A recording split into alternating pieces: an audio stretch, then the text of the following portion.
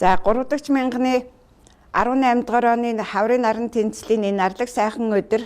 бүх монголчуудад энэ өдрийн мэндийг дэвшүүлэнгээ Чингис хааны астрономийн цагийн күрдэн гэрэл зургийн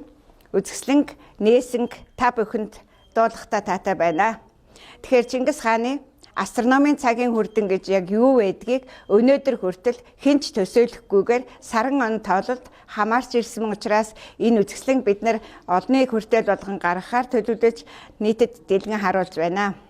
Тэгэхээр Чингис хаан Өөдөн эх Есүкэбаатар 3-ын уугуул нутаг Чухам хаан оршин байдгийг нууцын зэрэглээс гаргаж олон нийтэд дэлгэн таниулснараа энэ газар зүйн байрлалыг дэлхийд дахины бүх нийтийн хамгаалтанд авах асуудлыг бид нар шийдэж эхэллээ. Ингэж өнөөдөр хүн төрөлхтний түүхэнд Чингис хаан түүний төрсөн нутаг, Өөдөн эх түүний төрсөн нутаг, Есүкэбаатар түүний төрсөн нутаг, Дуваа өвгийн болон түүний 4 хүүхдийн уугуул нутгийг дэлхийд дахинд бид зарлан тунхаглаж байгаагаараа хүн төрөлхтний түүхэнд нэгээс амьд биетийн амьдрал үүсэн бүрэлдсэн орд улсын луга хөгжил үржлийн явцыг шинжлэх ухаан таниулж байгаагаараа онцлог цаг үеийг та бүхэнд бид толон танилцуулахад бэлэн болжээ. Өнөөдөр